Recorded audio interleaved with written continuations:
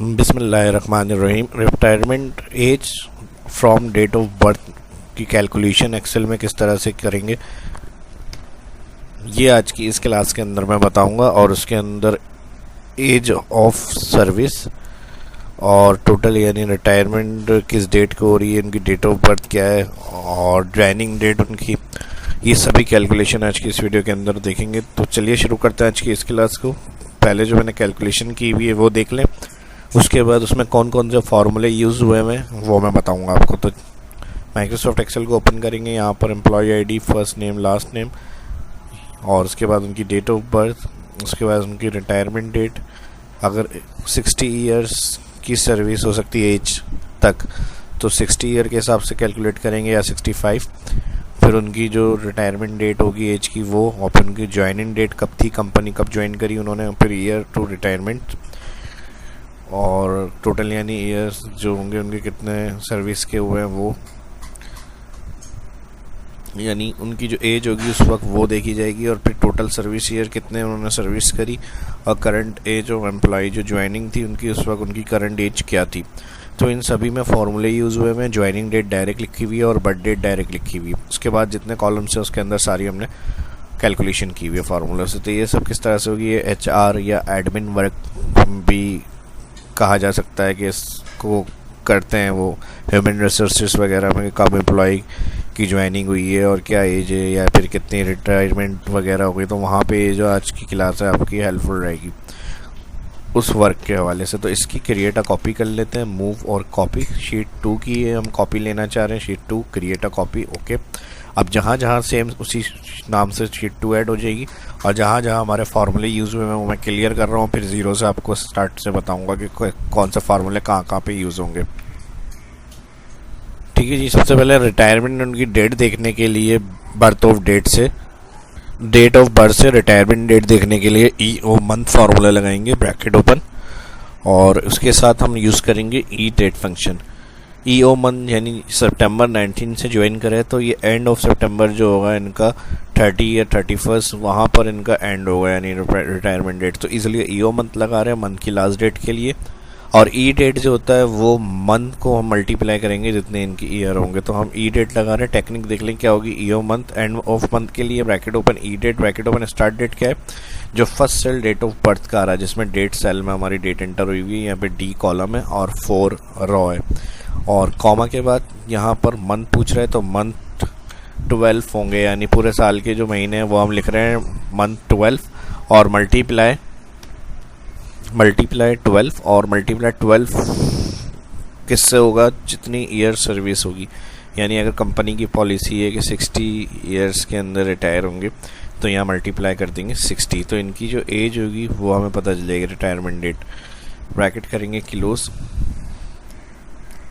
अच्छा, यहाँ EO month का जो काम था वो नहीं हुआ, डेट ब्रैकेट क्लोज करा, डेट, फिर ब्रैकेट क्लोज के बाद 0। मंथ के लिए यहाँ पर एंड ऑफ डेट देखनी है तो हम लगा देंगे 0, ब्रैकेट क्लोज, एंटर और ड्रैग। मैंने 60 के हिसाब से किया, अगर 65 करना है डबल क्लिक एडिट कर रहा हूँ तो यहाँ मल्टीप्लाई 65 एंटर करेंगे। ठीक है जी, पूरा राउंड फिगर आ गया। 19 सितंबर से स्टार्टिंग थी, 30 सितंबर तक एंड ऑफ सर्विस हो जाएगी इनकी। ड्रैग कर लेंगे। अब ज्वाइनिंग डेट उन्होंने फर्स्ट कर लिया, कंपनी को ज्वाइन किया इस डेट को और इस ईयर को। तो ईयर रिटायरमेंट के लिए ये दोनों तकरीबन एक ही कॉलम है एक ही कैलकुलेशन के लिए, लेकिन दोनों के मेथड अलग हैं। अगर करंट डेट के हिसाब से उनकी ईयर्स टू रिटायरमेंट देखनी है तो उसका मैं तरीका बता रहा हूँ, और अगर जो उनकी ज्वाइनिंग डेट है उस हिसाब से होगी तो फिर उसके लिए हम इधर वाले फार्मूले को फॉलो करेंगे। एक ही फार्मूला इसमें यूज़ कर सकते हैं, year equal year fraction, year frac कह सकते हैं। ठीक है जी, इसको और ब्रैकेट ओपन के बाद कह रहा है स्टार्ट डेट। तो यहाँ पर स्टार्ट डेट जो है वो हमारी टुडे डेट है। अगर करंट सिस्टम डेट से कैलकुलेशन करनी है तो equal today, bracket open, bracket close, current date से कैलकुलेट के लिए टुडे, और कॉमा के बाद एंड डेट जो होगी वो रिटायरमेंट एंड की डेट होगी, ब्रैकेट क्लोज, एंटर। तो ईयर टू रिटायरमेंट 40 ड्रैग करेंगे तो जितने एम्प्लॉयज़ का रिकॉर्ड आपने एंट्री करा हुआ होगा डेटा वहाँ पर सबकी रिटायरमेंट आ जाएगी।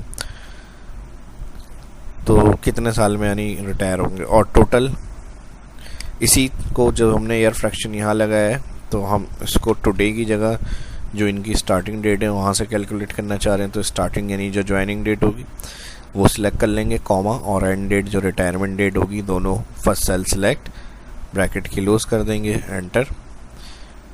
ठीक है जी। तो ये 2022 से ज्वाइन कर रहे हैं, तो इसलिए करंट टू डेट 2021 से कैलकुलेट था 40, और 2022 से ज्वाइन होगा तो 39। ड्रैग करेंगे इसको। तो इस तरह से जो दोनों कैलकुलेशन को यूज़ कर सकते हैं। करंट डेट से करना है तो टुडे लगा देंगे, और अगर स्टार्ट डेट एंड डेट आपकी ऑलरेडी लिखी हुई है, ज्वाइनिंग डेट वगैरह, तो आप इस तरह से उसको कैलकुलेट कर सकते हैं। और यहाँ जो फार्मूला रिटायरमेंट डेट के लिए लिखा है उसमें ईयर मंथ और ई डेट का फंक्शन हमने यूज़ किया। अब लास्ट सेल में आ जाएंगे, करंट एज ऑफ एम्प्लॉय। तो ईयर करंट उनकी एज देखने के लिए equal dated if bracket open लगाएं, equal dated if bracket open, और यहाँ पर फर्स्ट सेल बर्थ डेट जो सिलेक्ट करेंगे सेल, इसका सेल एड्रेस मेरे पास डी कॉलम 4 नंबर रो। ठीक है जी। स्पेलिंग यही होनी चाहिए, DATED, dated if bracket open, starting date ऊपर जो सेल में लिखी हुई है वो सिलेक्ट, कॉमा, करंट डेट से एज देखनी है तो यहाँ पर उनकी टुडे लगा देंगे, equal bracket open bracket close, comma, inverted comma और वाई, फिर इन्वर्टेड कॉमा और ब्रैकेट क्लोज, एंटर। तो करंट एज अभी जो होगी वो 19 एम्प्लॉय की लिखी हुई होगी, सेल के एंड पे आएंगे और ड्रैग कर देंगे। तो सभी की जिस वक्त ज्वाइनिंग करी है उन्होंने, उनकी करंट डेट क्या थी ये आपको पता चल जाएगा।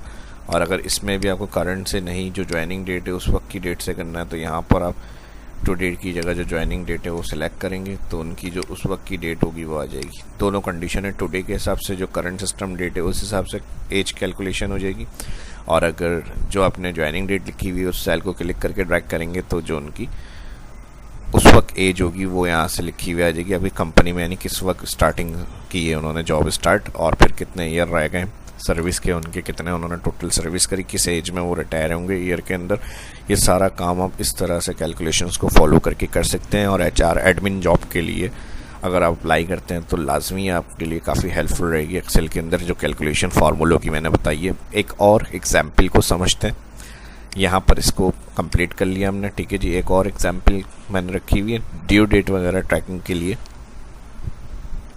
अक्सर कंपनी में इस तरह से जो है एक रूल रखा हुआ होता है कि आपका एक ट्रेनिंग पीरियड होगा या फिर इंटर्नशिप हो, या आपकी इतने दिन या इतने महीने, या फिर ट्रायल पीरियड है आपका, उसके बाद आपको हायर किया जाएगा या परमानेंट कर दिया जाएगा। तो वो हमारी स्टार्ट डेट के बाद जो मंथ का टाइम हमें दे रहे हैं उसके बाद क्या डेट होगी वो कैलकुलेट करने के लिए एग्जाम्पल मैं बता रहा हूँ आपको। स्टार्ट डेट इस दिन को एम्प्लॉय ने ज्वाइन किया, उसको हमने मंथ पीरियड यानी उसको ट्रेनिंग पीरियड का बोल दिया कि भाई 3 महीने तक आपका ट्रेनिंग पीरियड है, इंटर्नशिप है, उसके बाद आपको हायर करेंगे आपकी प्रोग्रेस देख के, परफॉर्मेंस जिस तरह की होगी आपकी। तो उसके लिए भी हम अगर इस तरह रिकॉर्ड आपने रखा हुआ है, यहाँ सिर्फ एक एग्जाम्पल मैं आपको समझा रहा हूँ यहाँ पे, इसी तरह आप डेटा को मेंटेन कर सकते हैं। फर्स्ट सेल में आ जाए, ई डेट फंक्शन कैलकुलेट कर सकते हैं। इसमें भी आप स्टार्ट डेट, इसमें मंथ ऐड करना है, स्टार्ट डेट के बाद कॉमा लगा दें मंथ। तो यहाँ इस डेट से जो आपके पास स्टार्टिंग की है उसका आपने टाइम पीरियड बता दिया कि इतने टाइम बाद आपको परमानेंट करेंगे, तो वो मंथ उसमें ऐड करने हैं। तो जो सेल में आपने मंथ डिफाइन किए हैं वो सेल कॉमा के बाद click, bracket close, enter. Answer हो सकता है आपका ये नंबर्स में आए। जब ई डेट हम लगाते हैं तो आंसर हमारे पास इस तरह नंबर्स में आ रहा होता है। तो इसको फॉर्मेट देने के लिए होम मेन्यू में जाएंगे, नंबर सेक्शन से यहाँ 2 ऑप्शन है, शॉर्ट डेट या लॉन्ग डेट। तो लॉन्ग डेट में आपके पास डेज और मंथ भी लिखे हुए इस तरह प्रिंट हो जाएंगे। तो अगर ये फर्स्ट डेट आ रही है यहाँ पर, इससे हम 3 मंथ इसमें ऐड करते हैं, तो फ्राइडे, अक्टूबर, जुलाई, अगस्त, सितंबर, अक्टूबर, फर्स्ट को जो है ये फ्राइडे को हायर कर लिया जाएगा, इनकी डेट कंप्लीट हो रही है। इसी तरह से मंथ चेंज करें तो यहाँ पर जो 2 महीने के बाद डेट बनेगी वो आ जाएगी, 1 करेंगे, जो 1 मंथ के बाद जुलाई थी 1 अगस्त से स्टार्ट हो जाएगा। तो ई डेट की एग्जांपल्स मैंने समझा दी इसके अंदर, और बाकी जो कैलकुलेशन मेन थी इसके अंदर वो हमने देख ली है। जॉब वर्क के हवाले से या ऑफिस वर्क के हवाले से एम्प्लॉय डेटाबेस का रिकॉर्ड या इन्फॉर्मेशन एम्प्लॉय की मेंटेन करने के लिए आज की सारे एग्जांपल आपकी काफ़ी हेल्प करेगी। तो अब इसी तरह आपकी जो है इस वीडियो को लाइक करें ज़्यादा से ज़्यादा, जो फर्स्ट देख रहे हैं चैनल को सब्सक्राइब करें। मिलते हैं नेक्स्ट वीडियो में। शाह इस्लाम को इजाज़त दीजिए। अल्लाह हाफिज़।